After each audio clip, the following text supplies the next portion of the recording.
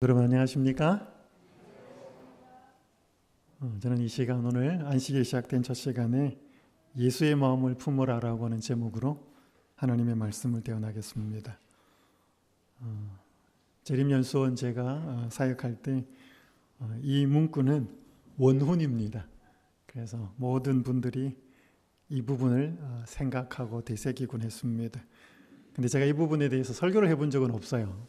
다른 그런 부분은 있어도 오늘 저는 이 예수의 마음을 품어라라고 하는 제목으로 말씀을 대언하겠습니다. 류시와라고 하는 시인이 그대가 곁에 있어도 나는 그대가 그립다라고 하는 시를 썼습니다. 오래전에 나온 시인데요. 한번 읽어드리겠습니다. 물속에는 물만 있는 것이 아니다. 하늘에는 그 하늘만 있는 것이 아니다. 그리고 내 안에는 나만이 있는 것이 아니다. 내 안에 있는 이여, 내 안에서 나를 흔드는 이여, 물처럼 하늘처럼 내 깊은 곳 흘러 은밀한 내 꿈과 만나는 이여, 그대가 곁에 있어도 나는 그대가 그립다. 혹시 이런 분 계십니까? 물속에는 물만 있는 게 아니고 하늘에는 하늘만 있는 게 아니고 우리 안에는 우리만 있는 게 아닙니다. 오늘 사람의 마음속에는 다른 존재가 들어가 있습니다. 오늘 사람의 마음속에 다른 존재가 들어오는 가장 좋은 일은 사랑할 때 우리 속에 다른 존재가 들어옵니다. 사랑하는 남자가 생겼거나 여자가 생겼거나. 근데 우리가 다른 사람을 미워해도 우리 속에는 다른 존재가 들어옵니다. 그 사람을 자꾸 생각하면서 증오하거든요. 오늘 우리가 내 속에 있는 이가 누군지, 오늘 내 안에서 나를 흔들고 나를 주관하는 존재가 누군지, 오늘 우리는 다시 한번 우리의 마음을 점검하면서 우리 속에 누가 계셔야 하고 어떤 분을 바라보아야 하는지를 살펴보도록 하겠습니다. 저는 참 담고 싶은 말씀, 되고 싶은 말씀이 고린도전서 2장 16절입니다. 누가 주의 마음을 알아서 주를 가르치겠느냐? 그러나 우리가 그리스도의 마음을 가졌느니라. 이 고린도 교회에 바울이 편지를 쓰면서 고린도 교회의 여러 문제들을 듣고 거기에 대한 해답을 알리기 위해서 이 고린도전서를 기록하는데 그 하나하나의 어떤 문제들을 구체적으로 나열하기 전에 누가 주의 마음을 알아서 주를 가르치겠느냐. 그러나 우리가 그리스도의 마음을 가졌느니라. 여러분 예수님을 가르치려면 뭘 해야 돼요? 가장 중요한 게 뭐예요? 예수님을 알아야지요.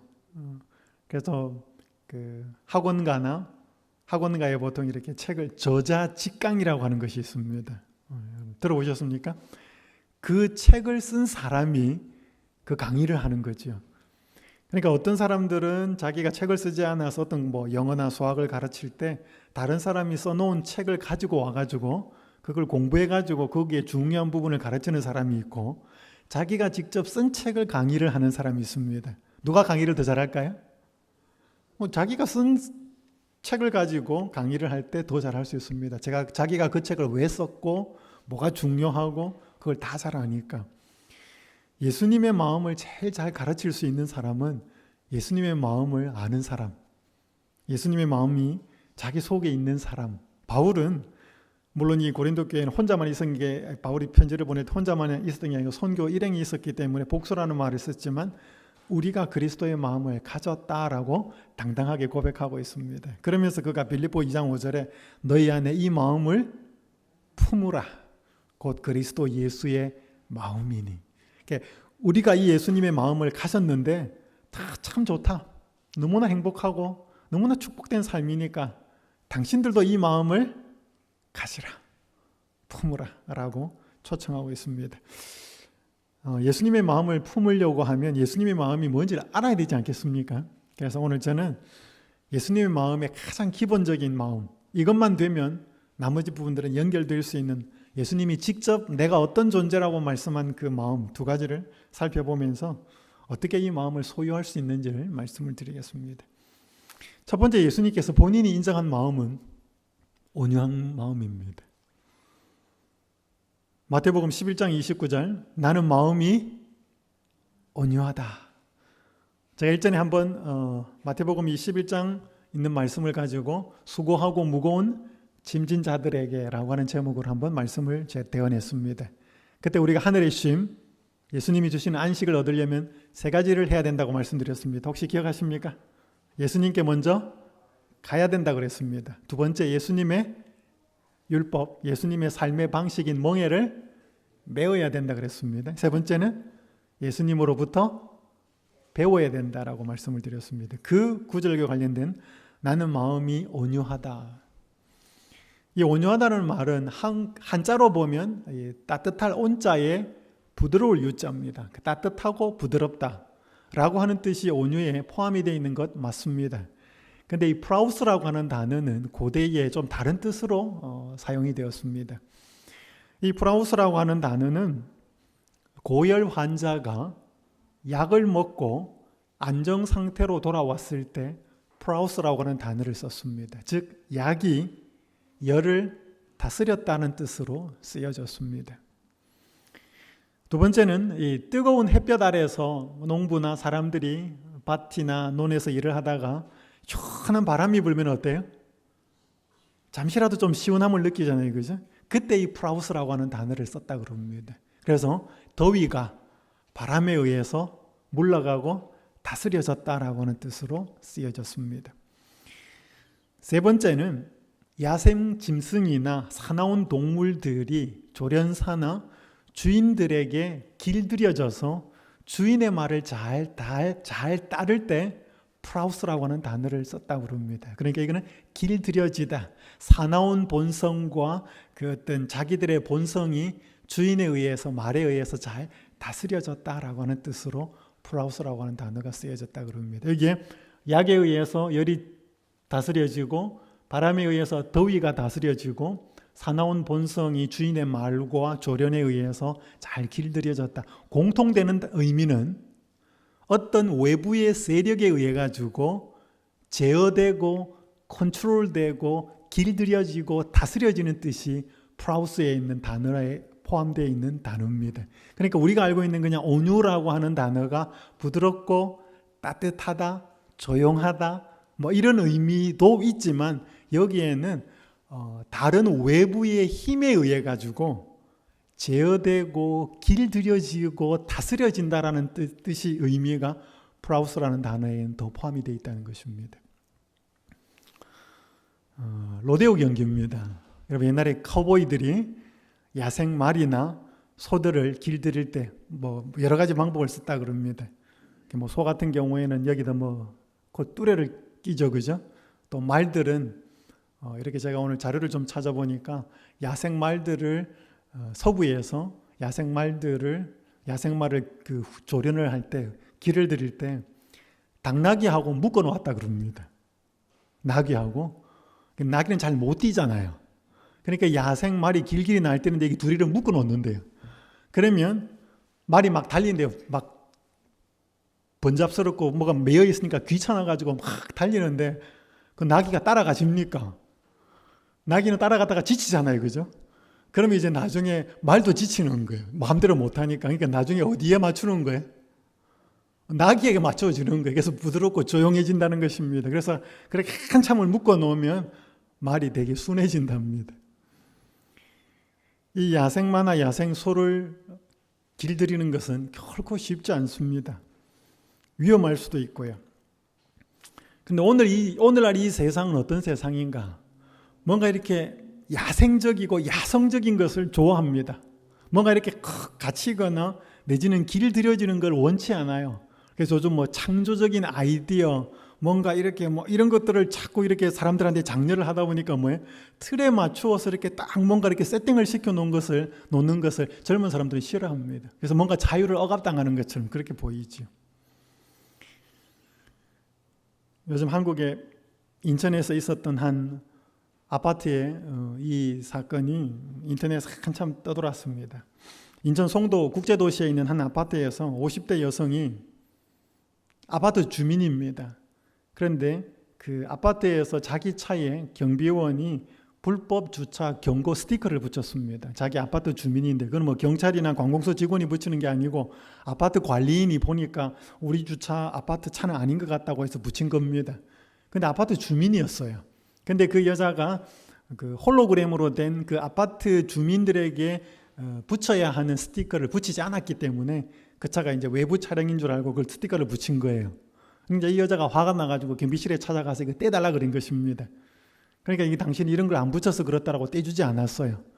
50대 여자분이 화가 나가지고 이 지하로 들어가고 나가고 하는 여기다가 토요타 캠리예요. 자기 차를 반쯤 삐딱하게 갖다 대가지고 들어가지도 못하고 나오지도 못하고 이렇게 막아놔 버렸어요. 일어나서 사라져 버렸어요. 그러니까 지금 여기 이 차를 갖다 댄 것입니다. 그러니까 이게 들어가지도 못하고 나오지도 못하는 거예요.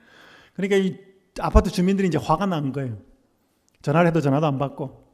그래서 나중에 이 차를 여러 사람이 들어다가 이렇게 한 군데 갖다 놓고 여기 앞뒤를 차를 다 막아다 버렸습니다. 그리고 여기에는 화단 같은 거 있잖아요. 그죠?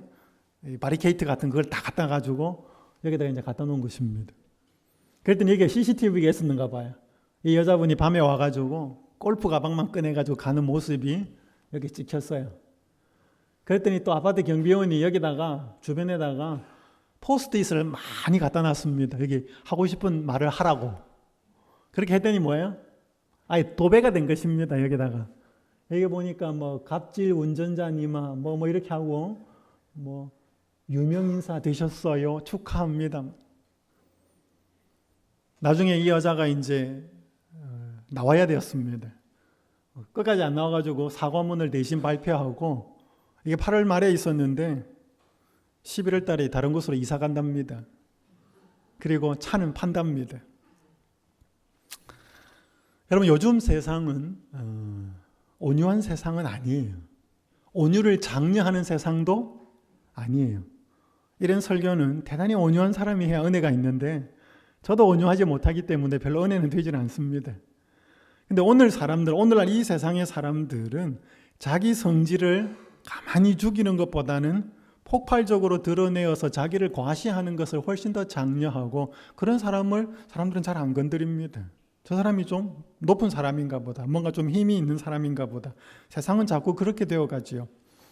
여기 부조화 선지자 567페이지에 이런 말씀이 있습니다. 강한 정욕의 소유자를 강한 인물로 오해하는 자들이 많으나 사실은 정욕의 지배를 받는 자는 약한 사람이다.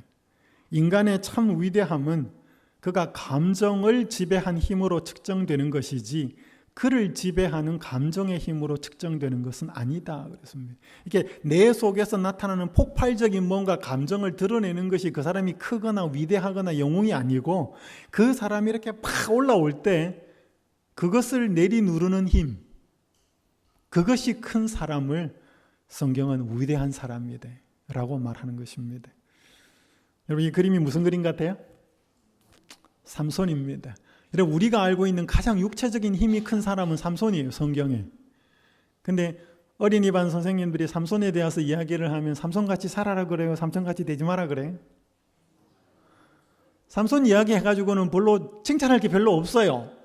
여자 문제, 술, 그 다음에 부모 말 안 듣고 주로 이런 것들 하나님 그 나시린으로 그가 특별한 힘을 부여받아서 태어나서 이스라엘 백성들을 블레셋의 손에서부터 구원하도록 만든 사사로 부름받았음에도 불구하고 자신의 정욕 앞에 자주자주 굴복했던 모습이 삼손이었습니다.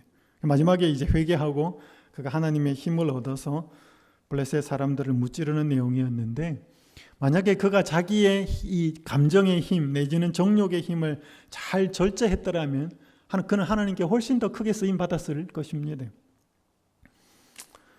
진나라의 대부 숙향이 공자보다 앞선 시대의 유명한 학자였습니다. 숙향이라고 하는 학자가 한 번은 한 사람에게 또 높은 한 사람에게 질문을 받습니다.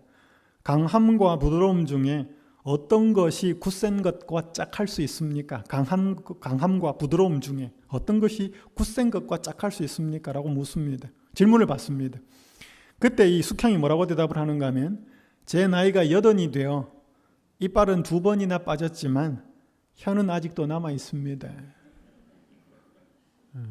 그렇게 대답을 했습니다. 여러분 혀가 강해요? 이빨이 강해요?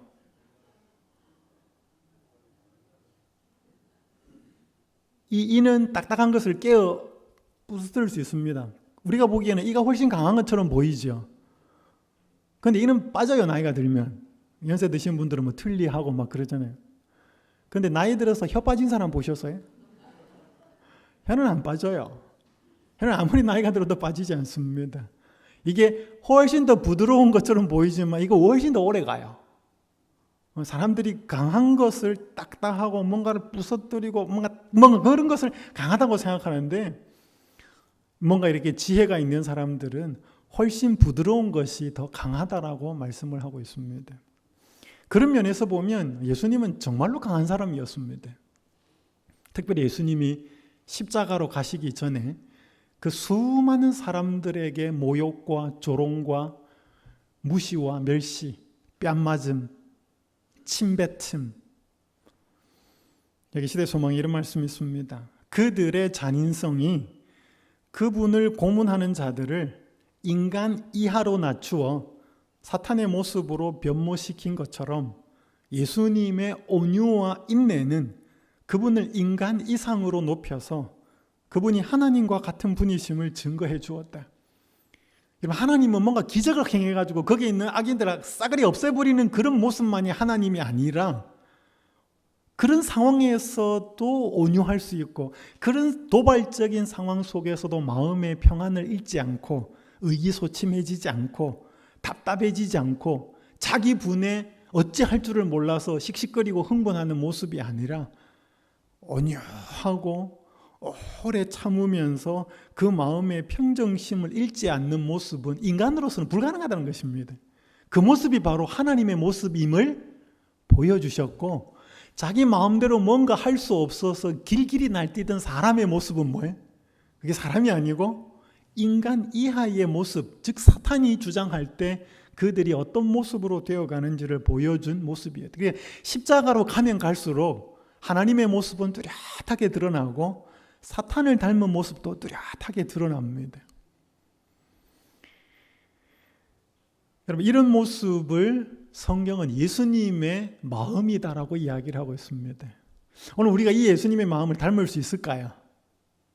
품을 수 있을까요? 여러분, 이것은 막 엄청난 일을 하는 것처럼 보이지 않습니다. 그러나 만약에 우리가 이 마음을 품을 수 있다면 많은 반대나 많은 문제나 많은 사건, 사고가 해결될 것입니다. 오늘 우리가 이 온유의 마음을 품은 결과로서, 우리가 이 온유의 마음을 품지 못하기 때문에 가정에서, 교회에서, 많은 사회에서 얼마나 많은 문제들이 생겨나는지 모릅니다. 여러분, 결코 온유하지 않았던 한 사람이 있는데 그 사람이 누구예요? 모세입니다. 그런데 민수기 12장 3절에 보면 이 사람 모세는 온유함이 온 지면의 모든 사람보다 승하다 그랬습니다. 여기 D.L. 무디가 모세에 대해서, 모세가 120살까지 살지 않았습니까? 그 모세의 40년 생애를 세 번에 나누어서 이런 말로 설교를 했습니다. 모세는 자신이 대단한 사람이라고 생각하며 40년을 보냈다. 어디에서? 이집트 왕궁에서. 군사학, 정치학 이런 것들을 배우면서 괜찮은 사람이라고 생각했습니다. 그러면서 하나님이 나를 통해서 뭔가 이 이스라엘 백성들을 구원해낼 거라고 생각했습니다. 의분도 있었고 막 감정의 폭발도, 뭔가 대단한 거칠고 능력이 있는 사람이었습니다. 그런데 하나님은 그를 광야로 인도하십니다. 그 자신이 보잘것없는 사람임을 실감하며 광야에서 40년을 보냈다. 양치면서. 여러분, 양한테 큰 소리 치면 양이 따라올까요? 참 하나님의 훈련 방법은 참 특이한 것 같아요. 만약에 모세를 다른 곳에다 갖다 놨다면 이 모세가 온유를 배우기는 쉽지 않았을 것입니다. 마침내 그는 보잘것없는 사람을 통해 하나님이 어떤 일을 하실 수 있는지 배우며 생의 마지막 40년을 보냈다. 이거는 이제 하나님으로부터 부름받아서 이집트 왕궁에 가서 바로 앞에서 또 그 말 안 듣는 양 같은 자기만 아는 그 백성들을 데리고 나와서 광야에서 40년을 보내면서 하나님이 보잘것없는 사람을 통하여 무슨 일을 하실 수 있는지를 배운 것이 40년이었습니다.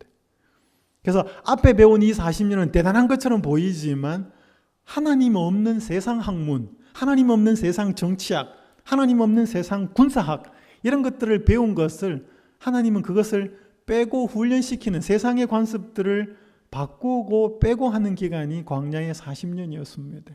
그래서 오늘 이 온유는 훈련으로 될 수 있다는 것입니다. 오늘 하나님께서는 우리의 마음속에 그래서 때때로 우리에게 고난과 힘듦과 시련이 있는 고난의 학교에 우리를 보내는 이유입니다. 그래서 오늘 하나님께서는 하나님의 말씀과 품성에 의해서 다스려진 사람, 그래서 길들여진 사람, 마치 야생마는 말을 다스리기가 힘들고 지 맘대로 천방지축으로 뛰지만 그가 조련사의 주인에 의해서 잘 길들여지고 다스려졌을 때 그 말 위에 올라탄 주인이 어디로 가자고 방향을 잡고 가자고 한 그 지시에 의해서 마음대로 움직여지면서 뭔가 그가 일을 할 수 있는 사람으로 되는 것, 이것이 성경의 온유라는 것입니다. 오늘 만약에 우리가 이렇게 예수님의 말씀과 그분의 품성에 의해서 잘 다스려지고 길들여질 수 있다면 우리의 삶이 훨씬 더 지금보다는 달라질 것이라고 생각이 됩니다. 다시 한번 이 온유의 의미가 무엇이고 어떻게 예수님의 마음인지를 알고 예수님의 마음을 어떻게 품을 수 있는지는 조금 뒤에 함께 말씀을 드리겠습니다. 두 번째, 예수님이 본인이 이야기하신 것은 예수님은 겸손하다고 본인이 말씀하셨습니다. 여기 나는 마음이 온유하고 겸손하니. 여러분, 본인이 겸손하다고 하는 사람이 겸손할까요? 어떻게 생각하셔요? 나는 겸손하다. 이거 뭐예요? 저 사람이 겸손할까? 이렇게. 여러분, 석가모니나 혹은 공자나 혹은 마호메시나 이런 종교 4대 세계 4대 종교의 창시자라고 하는 어떤 그 존재들의 가르침을 보면 자기를 직접적으로 언급하는 가르침은 그렇게 많지 않아요. 이렇게 살아라. 이렇게 사는 것이 뭐가 길이고 진리고 뭐다 이렇게 말을 하는데 예수님은 특별히 요한복음에서 자기 인격과 신격을 걸고 자기에 관한 말씀을 자주 하셔요. 나는 생명의 빵이다. 나는 길이요, 진리요, 생명이다. 나는 빛이다. 그죠? 나는 목자다. 선한 목자다. 그러니까 자기에 대해서 말하는 게 사소한 거예요? 아니면 엄청난 걸 이야기하는 거예요? 엄청난 걸 이야기해요. 예수님 본인이 자기의 인격과 신격을 걸고 그렇게 말하는데 그런 모습을 보면 겸손한 것 같아요? 안 한 것 같아요? 나는 생명의 빵이다. 나는 빛이다. 나는 길이고 생명이고 진리다. 여러분, 그렇게 말하는 분이 겸손한 거하고 조금 거리가 먼 것 같아요. 그런데도 그분이 또 뭐라 그래요? 나는 마음이 온유하고 겸손하다 그래요. 우리가 이걸 잘 이해하셔야 됩니다. 그래서 성경을 이 의미를 그분의 사랑의 품성과 속성에서 보지 못하고 얼뜻 이렇게 보면 너는 나 외에는 다른 신들을 내게 있게 말지니라. 이거 뭐예요? 대단히 독선적이고 아나무인인 것처럼 보여요. 그래서 성경을 잘 알지 못하고 하나님을 잘 알지 못하는 분들은 기독교 혹은 하나님을 믿는 종교는 독선적이고 무례하다. 저 그런 분 많이 만나봤어요. 근데 우리가 좀 더 깊이 알 필요가 있습니다. 여기에 나는 마음이 온유하고 겸손하다라고 하는 이 타페이노스라고 하는 이 단어는 온유하다라는 하고 의미하고 거의 비슷한 단어예요. 이거는. 그러니까 나는 마음이 온유하고 겸손하다고 할 때 이건 따로따로 논다기보다는 강조하면서 다른 내용으로 한 번 더 반복하는 것입니다. 왜 그런가 하면 마태복음 21장 5절이 예수님이 나귀를 타고 예루살렘 성으로 입성하실 때의 모습을 스가랴 9장 9절에 있는 말씀을 인용합니다. 마태복음 21장 5절에 시온 딸들에게 이르기를 내 왕이 내게 임하나니 그는 겸손하여 나귀 곧 멍에 매는 짐승의 새끼를 탓도다 하라 하였느니라. 이 스가랴 9장 9절에 있는 말씀을 인용하는데 스가랴 9장 9절에 겸손하다는 단어는 히브리어로 아니라고 하는 단어입니다. 그 단어를 마태복음 21장 5절에서 마태가 인용하여서 번역을 하는데 그걸 그대로 갖고 오는데 그건 신약은 헬라어잖아요. 그죠? 근데 이 겸손하다는 단어를 뭔 단어로 번역하냐면 프라우스라고 하는 단어로 번역해요. 프라우스는 여러분이 조금 전에 보셨어요. 이거 어디 나온 단어에서요? 나는 마음이 온유하고, 이 온유하다는 말이 프라우스예요. 그러니까 예수님이 나는 마음이 온유하다라고 하니 온유를 번역할 때 프라우스인데 이 단어는 구약에서 겸손하다는 단어 같은 단어예요. 그러니까 나는 마음이 온유하고 겸손하다 이 말은 거의 일맥상통하는 단어입니다. 온유한데 겸손 안 할 수가 없고 겸손한데 온유하지 않을 수가 없습니다. 이것이 조금 차이가 있다면 겸손이라고 하는 이 타페이노스라고 하는 이 단어는 마음을 낮은 데 둔다라고 하는 뜻입니다. 뭐라고요? 마음을 낮은 데 둔다라고 하는 뜻입니다. 우리 대부분의 사람은요, 내가 좀 인정을 받으려고 시간이 지나고 회사에 들어가고 그러면 승진도 해야 되고 프로모션도 해야 되고 그러니까 내가 시간이 지나면 사람들이 자꾸 나를 뭐 해줘야지. 내가 쫄병이었을 때 처음에 입사하고 나가지고는 내가 허드렛 일도 좀 하고 바쁘게 쫓아다녔는데 내가 지금 10년 차, 20년 차, 30년 차 되면 뭐예요? 나한테 계속 허드렛 일 시키면 기분 나빠합니다. 그러면서 자꾸 대접받고 싶은 마음이 자기도 모르게 생겨요. 그래서 오늘 우리의 마음을 자꾸 뭐예요? 자꾸 높은 데 둡니다. 내가 이 정도는 대접을 받아야 되는데 나이가 몇 갠데 우리는 자기도 모르게 자꾸 마음을 높입니다. 그게 이제 이 타페이노스라는 단어의 반대 의미입니다. 그래서 이 타페이노스는 마음을 낮은 데 두는 내적인 마음이라면 마음을 낮은 데 두는 사람이 겉으로 드러나는 모습이 뭐냐 하면 프라우스라고 하는 온유라는 것입니다. 그러니까 이 겸손하지 않은 사람은 절대로 온유가 나타나지 않는다는 것이죠. 같은 의미입니다. 근데 저희가 예수님의 모습을 살펴보고 있기 때문에 예수님이 겸손하다고 하는 것은 세 가지 국면이 있습니다. 이게 대단히 중요한 것이기 때문에 여러분 잘 좀 의미를 생각하시면 좋겠습니다. 첫 번째, 구속사적인 측면에서 예수님이 겸손하다라고 하는 것은 어떤 모습으로 나타났는가 하면 하나님이신 예수님이 온 우주의 왕이신 그분이 인간이 되어서 이 땅에 오셨다라고 하는 성육신의 의미로서 예수님의 겸손이 나타납니다. 두 번째, 하나님 아버지와의 관계적인 측면에서는 하나님 아버지의 말씀에 절대적인 복종을 하십니다. 이것이 예수님의 겸손한 모습으로 다른 국면이에요. 그리고 공생의 기간 동안에 사람과 어울리시면서 사람과의 관계적인 측면으로서는 그분이 기꺼이 사람들을 섬기십니다. 이것이 예수님의 겸손의 국면이에요. 여러분 잘 기억하십시오. 성육신, 복종, 하나님께 복종, 사람들을 섬기신 이 모습이 다 다른 것처럼 보이지만 이것이 전부 다 예수님이 가지고 계시는 겸손의 모습이었습니다. 하나씩 좀 살펴보겠습니다. 첫 번째, 구속사적인 측면으로 성육신하신 것. 빌립보 2장 5절 7절 너희 안에 이 마음을 품으라. 곧 그리스도 예수의 마음이니 그는 하나님의 무엇이나 본체시나 하나님과 동등됨을 취할 것으로 여기지 아니하시고 오히려 자기를 비워 종의 형체를 가지사 사람들과 같이 되셨고, 이 유명한 이 빌립보서 2장 5절에서 7절에 보면 하나님의 본체라는 이 단어가 모르페라고 하는 단어입니다. 이 본체라고 하는 뜻은 특성 혹은 속성, 본질 이런 뜻입니다. 그러니까 하나님과 본질이 같다 이 말입니다. 다른 말로 표현하면 뭐예요? 그냥 하나님이다 이 말입니다. 그는 근본 하나님인데 하나님과 동급으로 놓지 않고 뭐예요? 오히려 자기를 비워서 종의 형체, 여기 이 형체도 같은 단어예요. 모르페라는 단어입니다. 그러니까 하나님이신 그분이 종이 되어서 사람이 되셨다. 이 종은 그 당시 로마 사회에서 가장 낮은 종인 둘로스라고 하는 단어입니다. 여러분 시오노 나나미가 쓴 로마인 이야기에 보면 로마인들은 해군이 강하지 않았어요. 그들은 육군이 강했습니다. 그래서 땅 위에서 싸우면 이겼어요. 근데 할 수 없이 바다에서 전쟁을 해야 되는 경우가 있었는데 바다에서 싸우면 잘 져요. 그래서 이 고민을 하다가 로마인들은 해군을 육군으로 만듭니다. 그래서 배에 태워가지고 막 해서 저기 막 포도 쏘고 막 쏘면 희생을 감수하고 끝까지 적의 배에 붙어요. 그리고 큰 사다리를 탁 떨어뜨려가지고 저쪽 배에다가 붙입니다. 그러면 건너가요. 그러니까 바다 위에서 뭐 하는 거예요? 이제 육군으로 싸우는 거예요.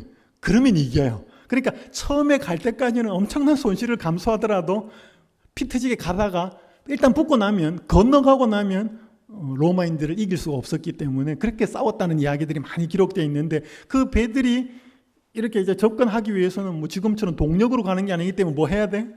사람이 저어야 되잖아요. 그래서 보통 갤리선 같은 경우는 3단, 큰 배 같은 경우는 3단 제일 위에 그 갑판 위에서 젓는 사람들이 있었습니다. 그 사람들은 조금 급이 높은 노예, 중간, 셋, 햇빛도 안 들어온 제일 밑에서 노를 젓는 종, 그 노예들이 둘러쓰였습니다. 그러니까 가장 노예 중에서도 인격적으로 무시받고 멸시받는 종을 둘러쓰라 그랬습니다. 예수님은 그 종이라고 하는 단어를 자기한테 갖다 붙였습니다. 한 꼬마와 아버지가 길을 걷고 있었습니다. 아버지가 한참을 가다가 옆에 보니까 아들이 없어요. 어디 갔나 싶어 돌아보니까 저쪽에 아들이 열심히 땅바닥을 쳐다보고 있었습니다. 불러도 아들이 안 와요. 아버지가 뭘 하고 있나 싶어 가보니까 땅에 개미들이 줄을 지어서 쭉 가고 있는 그걸 보고 있는 거예요. 근데 한 개미는 자기보다 훨씬 큰 짐을 들고 가잖아요. 가다가 조금 이 언덕도 아니죠. 뭐 자기 보기에 이렇게 조금 높은데 거기 올라가다가 못 올라가서 툭 떨어지고 올라가다가 툭 떨어지고 그걸 아들이 막 보고 있는 거예요. 그러면서 안타까운 마음으로 아빠에게 묻습니다. 아, 봐봐. 내가 요 개미 손으로 딱 잡아가지고 여기 탁 올려줄까? 얘 자꾸 가다가 떨어져. 그 이제 아이의 순수한 마음으로 그렇게 아버지에게 질문을 합니다. 그때 아빠가 아이가 알아들었는지 못 알았는지 대단히 의미심장한 말을 합니다. 아들아, 너가 좋은 의도로, 너가 좋은 생각으로 이 개미를 도와주려고 개미한테 손을 갖다 대면 개미가 너의 존재를 알겠니? 아마 이 개미는 천지가 개벽하는 줄 알고 다 도망가버릴 거예요. 그렇지 않겠어요? 여러분, 손이 한번 가봐요, 개미가. 개미가 사람의 존재를 알까요? 그러면서 아들에게 이런 말을 해줍니다. 네가 개미가 되어보지 않고 어떻게 개미의 마음을 알겠니? 그러면 사람이 개미의 마음을 알까요? 알 수가 없습니다. 그럼 하나님이 사람의 마음을 알까요? 안다고 하는 것은 어떻게 보면 이론일 수 있습니다. 하나님도 나중에 이제 나옵니다. 하나님이 고난을 알까요? 물론 전지하신 하나님이기 때문에 모르는 건 없습니다. 그런데 이제 나중에 보면 하나님이 고난을 통해서 순종을 배웁니다. 하나님이 만약에 경험해보지 않았으면 그건 이론입니다. 여러분, 오늘 온 우주의 거민들이 인간 지구 빼놓고는 타락하지 않았습니다. 그렇기 때문에 하나님의 사랑이라고 하는 걸 알아요. 알지만 그들은 어느 정도는 이론이죠. 그러니까 타락한 사람들을 구원하시기 위해서 그분이 얼마나 낮아지신 것에 대해서는 잘 모르죠. 그러니까 여러분, 오늘 만약에 사람이 개미가 된다면 낮아진 거예요? 엄청나게 낮아진 거죠. 사람이 개미가 된 거라면. 근데 하나님이 사람이 된 거라면 어떻게 될까요? 오늘 그 우주의 왕이신 하나님이 사람의 마음을 가지셔서 사람의 마음을 이해하시려고 사람을 사람의 수준에서 도와주시려고 구원하시려고 인간이 되셨습니다. 여러분, 이거는 우리가 단순히 하나님은 사랑이시고 하나님, 여러분, 그 수준이 아니에요. 이거는. 저는 예수님의 성육신을 할 때 저는 이 이야기를 자주 해줍니다. 이 킴 앨런 존슨이 쓴 선물이라고 하는 책이 있습니다. 우리 재림교회 목사예요. 이 책에는 참 예수님의 그 사랑에 대해서, 예수님의 어떤 그 성육신에 대해서 참 감동적으로 기록해 놓은 책인데요. 이 킴 앨런 존슨이 예수님의 성육신 이야기를 하면서 자기가 8살 때 경험한 이야기를 책에다 적고 있습니다. 이 킴 앨런 존슨, 킴은 자기 그 삼촌, 알이라고 하는 삼촌과 자주 놀았어요. 근데 이 삼촌이 축구도 해주고 야구도 해주고 풋볼도 해주고 그러니까 이 삼촌하고 되게 친했어요. 근데 어느 날 집에서 아빠 엄마가 좋은 옷을 내어주면서 오늘 중요한 행사에 참석하니까 빨리 가자. 그래서 평소에 못 입는 삐까번쩍한 옷을 내줘요. 그리고 차를 타고 멋진 홀에 가는데 뭐 엄청나게 유명한 사람들이요. 그 매사추세츠 주였는데 매사추세츠 주의 주지사부터 시작해서 뭐 유명한 사람들이 아빠가 다 소개해 주는데 엄청나게 유명한 사람이 다 온 거예요. 그런데 그 모임의 주인공은 알 삼촌이었어요. 자기 삼촌, 자기가 풋볼도 해주고 나중에 알고 보니까 그 알 삼촌이 매사추세츠 대법원의 대법관으로 취임식 하는 거예요. 자기 삼촌이 그런 분이에요. 그래서 탁 중앙에 앉아가지고 뭐 박수갈채도 받고 연설도 하고 꽃다발도 받고 뭐 그날 삼촌이 엄청나게 유명하다는 것을 그날 알았어요. 그 다음부터 푸포를 해주는데요. 그게 느낌이 달랐어요. 그리고 자기와 시간을 보내주는 게 뭐예요? 너무 고마운 거예요.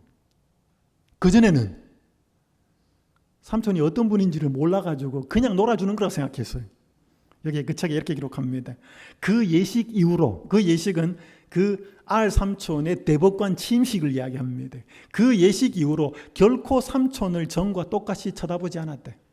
내게 삼촌은 사촌의 온화한 아빠였고 낚시와 정원 손질도 하고 높은 데서 일하는 분 정도였다. 그러나 그때 삼촌의 위대한 모습을 보았기에 새로운 마음으로 삼촌을 깊이 존경하게 되었대.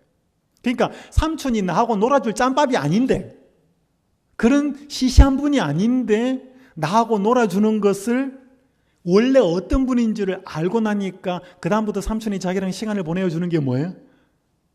너무너무 고귀하게 느껴졌다 이 말입니다.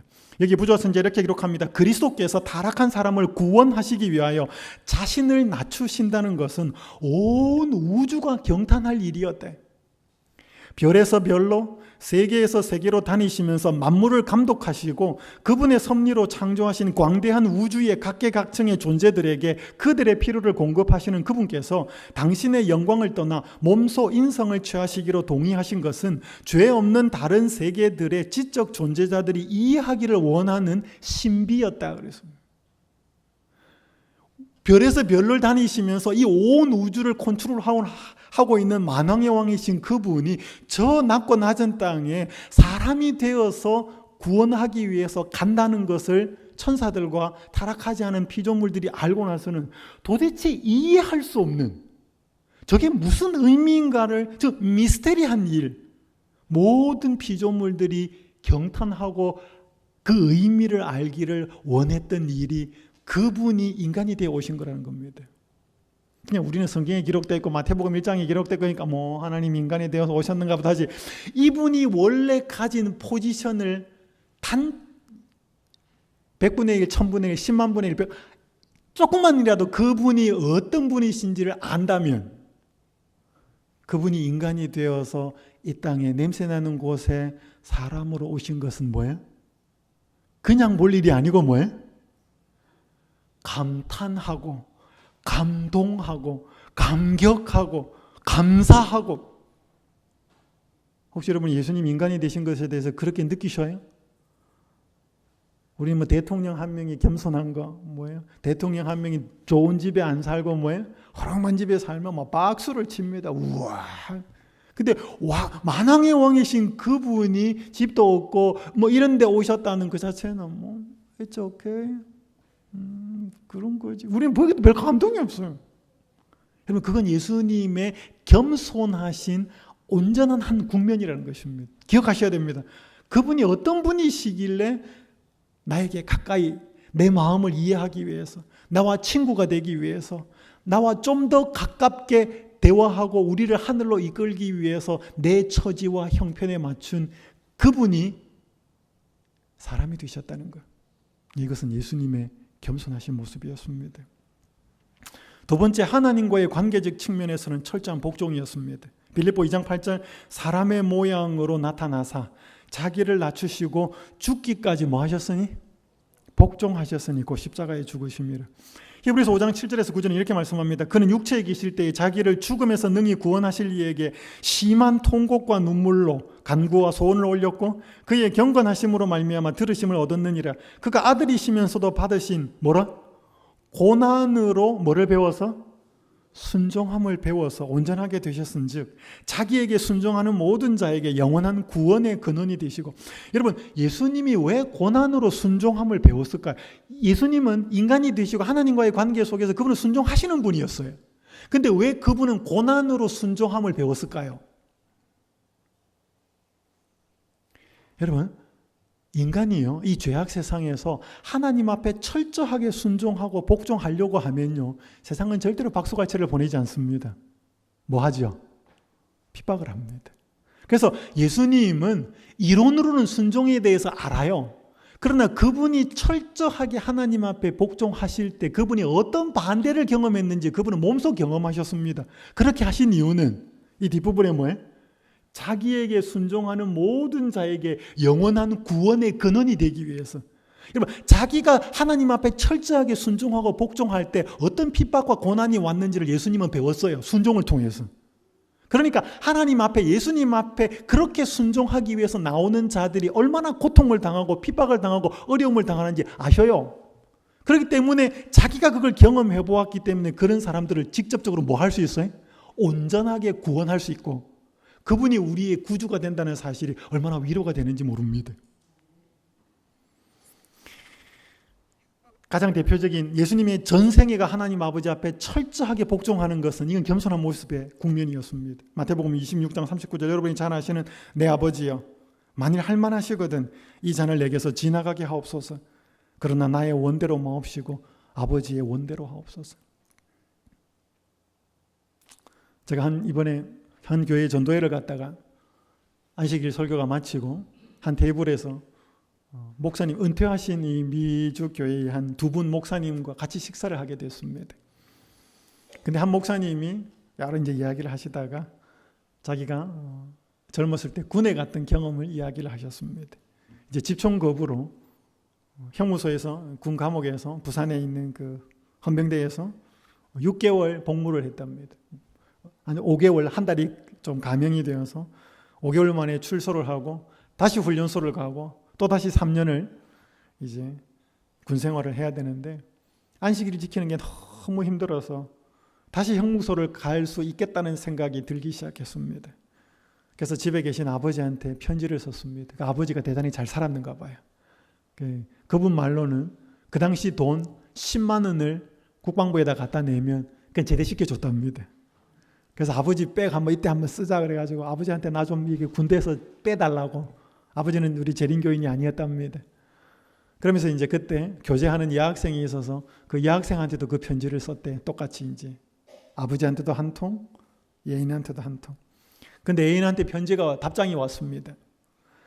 남자가 신앙의 양심 문제로 투쟁을 그렇게 감옥 생활까지 했으면서 그렇게 뒷돈으로 불법적인 거래로 군대를 제대하러 그렇게 생각하느냐고 조목조목 그게 틀렸다는 것을 몇 가지로 반박을 해가지고 편지가 답장이 왔습니다. 그러니까 이분이 이걸 읽고 있다가 막 화가 났대요. 말은 다 맞는데 내 마음을 너무도 몰라주는 것 같아서 그 편지를 다 찢어버렸대. 그러면서 조용히 혼자 가서 생각을 하는데 그 여청년이 보낸 말이 다 맞더래요. 기도를 하는데. 그러면서 그때 그분이 그렇게 고백을 했습니다. 뜻을 굳혔다. 나는 이 여자와 결혼하겠다. 그래서 지금도 그 사모님이 되셨어요. 그래서 며칠 뒤에 형님하고 누나가 왔는데 돈 20만 원을 가지고 왔더래. 그 20만 원은 2명 제대시킬 수 있는 돈이었대. 그러면서 이제 기다려라. 곧 제대시켜 주겠다. 형님이 그렇게 말을 할 때 참 부끄러웠다 그랬습니다. 그러면서 이 돈 도로 가져가시라고. 내가 이렇게 신앙으로 시작했으니 내가 끝까지 제대하겠다고. 그러면서 그렇게 해서 돌려보냈다고 합니다. 제가 그런 이야기를 이렇게 쭉 식사 시간에 들으면서 그 사모님 옆에 앉아 계시고요. 이 땅에서 예수님 말씀대로 절대적으로 그분의 말씀과 그분의 계명에 대해서 복종하고 순종하려고 살면은 핍박과 고난이 있어요? 있어요. 이 세상은 그걸 용납하지 않아요. 핍박합니다. 그 예수님이 그걸 직접 다 경험하셨어요. 하나님 앞에 철저하게 순종하시려고 할 때 세상이 그분을 어떻게 대접했는지를 여러분 그걸 몸소 겪으셨기 때문에 순종함을 배워서 자기에게 순종하는 자의 구원의 근원이 되시게 하기 위해서 예수님이 그걸 겪으셨다는 것입니다. 그래서 여러분이 얼마나 힘든지 이 땅에 살면서 얼마나 괴로운지 오늘 여러분이 내 마음을 누군가 아무도 모른다고 생각할 때 예수님만은 분명히 아신다는 사실을 여러분은 이해하셔야 합니다. 예수님이 그걸 경험하셨기 때문에. 예수님의 이 순종의 마지막 측면은 섬김입니다.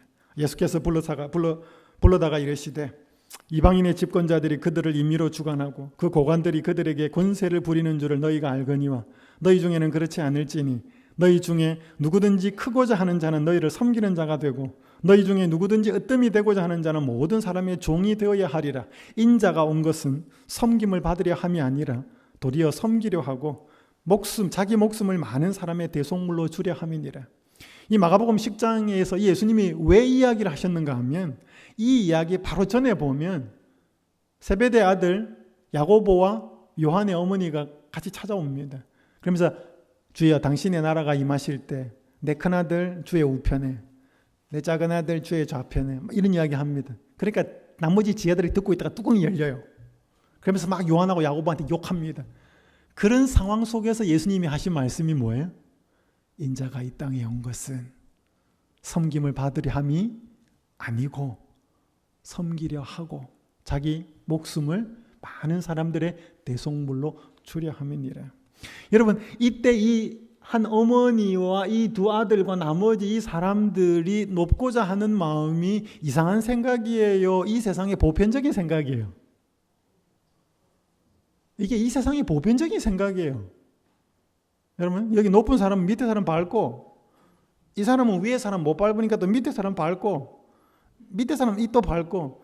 여러분, 이 세상은 군대 아니어도 이 세상은 계급사회예요. 맞아요? 높은 사람이 낮은 사람을 지배하는 구조가 이 세상이에요. 이런 사회 속에, 이런 시스템 속에 섬기러 왔다. 이것은 인간의 본성이 원하는, 이걸 좋아하는 세상이 이 개념이 아니에요. 섬김을 받으려고 하는 것이지.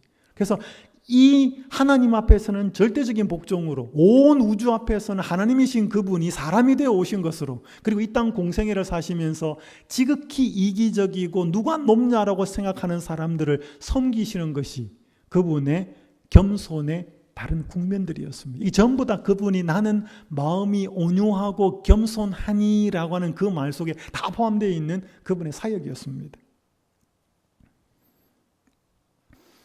여기 A.W. 토저가 쓴 철저한 십자가라는 책에 이렇게 기록합니다. 우리가 깃털을 꼿꼿이 세우고 있기 때문에 사람들은 우리가 실제로는 얼마나 작은지를 알지 못한다.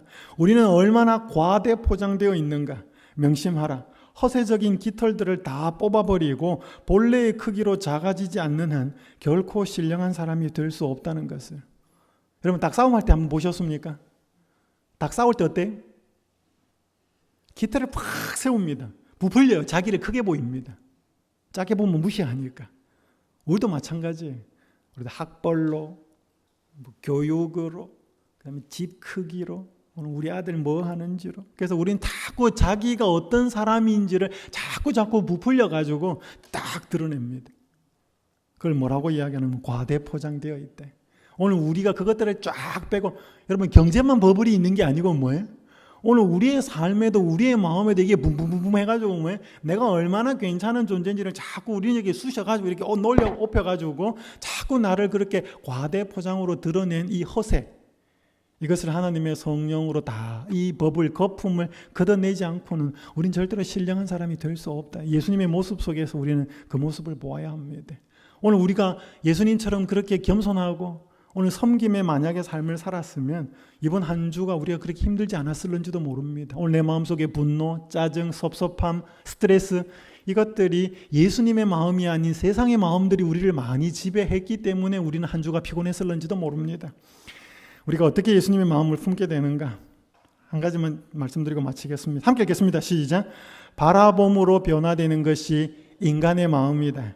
법칙이다. 마음의 법칙이다. 만일 마음이 보통 인간성의 수준 이상으로 높여지지 아니하고 그것이 믿음으로 말미암아 하나님의 무한하신 지혜와 사랑을 명상하도록 높여지지 않는다면 사람은 계속적으로 점점 더 타락하게 될 것이다. 그러니까 오늘 우리가 누구를 바라보고 누구를 생각하느냐에 따라서 높아질 수도 있고 우리의 마음이 타락할 수도 있다는 것입니다. 그래서 바라봄으로 변화된다는 것이 인간의 마음의 법칙이다. 그러니까 내가 누구를 보고 뭘 가장 많이 생각했는지가 대단히 중요합니다.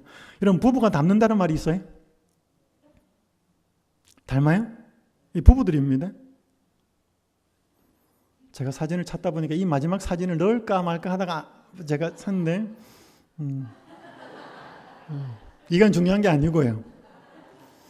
오늘 아까 제가 첫 번째 그 류시아 시인의 시를 가지고 이야기해서 내 속에 내만 있는 것이 아니다. 내 마음 속에 있는 이여 나를 흔드는 이여. 오늘 우리의 마음속에 사랑하면 누군가가 들어온다 그랬습니다. 반대도 있습니다. 누군가를 미워해도 내 마음속에 들어온다 그랬습니다. 오늘 우리가 어떻게 예수님의 마음을 품을 수 있는가? 자꾸 그분의 사랑을 생각하고 깨달아야 되고 그분의 삶의 조목조목을 생각해야 합니다. 우리가 그리스도의 생애를 깊이 명상하는데 매일 1시간씩을 바치는 것은 매우 좋은 일이다. 우리는 그분의 생애를 한 조목 한 조목씩 연구하고 각 장면, 특히 그분의 생애의 마지막 장면을 확실히 머릿속에 그릴 것이다. 이와 같이 우리를 위한 그분의 크신 희생을 깊이 생각할 때 세 가지 축복이 이루어집니다. 노란 글자 같이 씁니다. 시작. 그분에 대한 신뢰는 더욱 굳어질 것이며, 첫 번째, 우리의 사랑은 격발되고, 세 번째, 더욱 그리스도의 정신에 깊이 물들게 될 것이다. 우리가 그분의 생애를 조목조목 연구하고 명상하고 살펴보면 우리한테 세 가지 축복이 이르러오는 거예요. 첫 번째 뭐가 오냐면 그분에 대한 신뢰가 더욱 굳어질 것. 다른 말로 표현하면 믿음이 커질 거다 이 말이에요. 믿음이. 두 번째는 뭐예요?